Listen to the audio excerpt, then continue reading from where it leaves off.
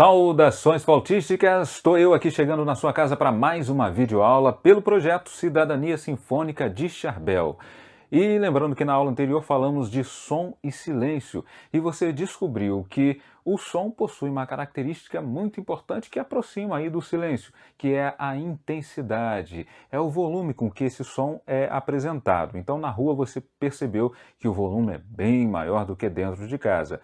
Então o assunto permanece, a gente vai continuar falando de som, mas agora falando de uma outra característica do som, a duração.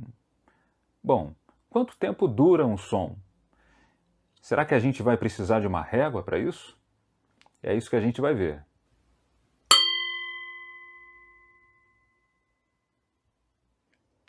E aí, você conseguiu perceber quanto tempo durou esse som? E que tal esse aqui? Qual que durou mais, o primeiro ou o segundo? Bom, tem uma diferença. Certamente você percebeu qual durou mais e qual durou menos. Viu que o segundo durou bem menos tempo do que o primeiro.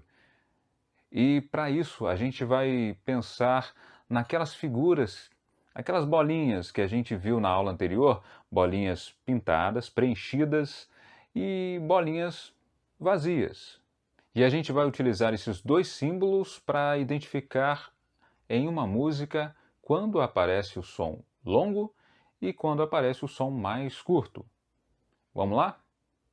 A música que a gente vai utilizar para identificar esses sons longos e curtos é a música Borboletinha. Então, para isso, eu vou cantar só a primeira parte dela, para você já ir pegando como que é a melodia. Se quiser, pode cantar comigo. Borboletinha tá na cozinha, fazendo chocolate para a vizinha. E aí, conseguiram perceber logo de primeira aonde tem o som mais longo e aonde tem o som mais curto? Bom, há uma maneira muito fácil de você observar isso. É onde você sustenta mais tempo, você segura mais tempo cada uma dessas sílabas. Por exemplo, no início, a primeira palavra, borboletinha, você já vai fazer o seguinte, vai circular separando cada sílaba. Então, círculo em cada sílaba e aí você vai colocar em cima de cada sílaba aonde está o som mais longo, aonde você fica mais tempo cantando, sustentando. Vamos lá?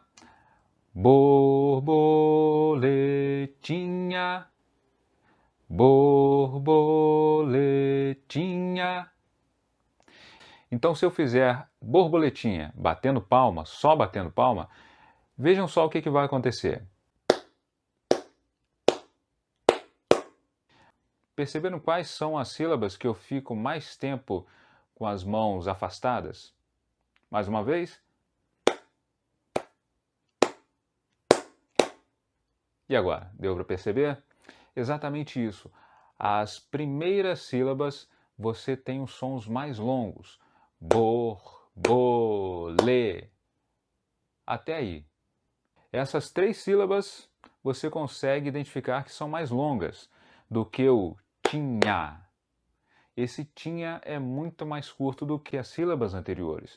Vamos para a próxima frase, então. Tá na cozinha. Perceberam? Vamos mais lento, então. Tá na cozinha.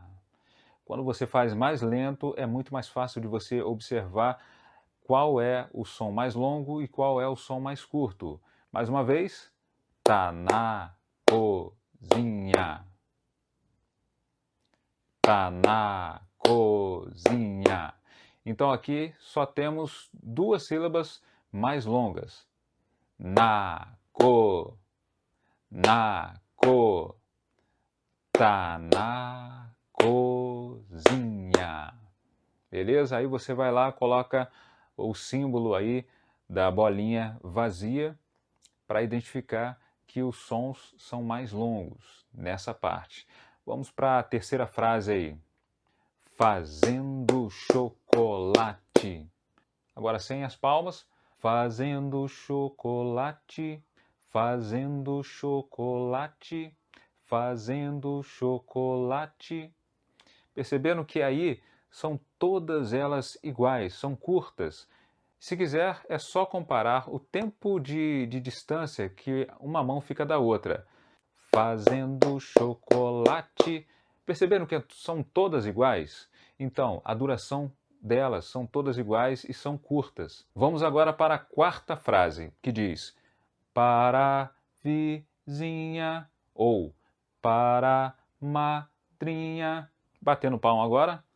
Para vizinha, para madrinha.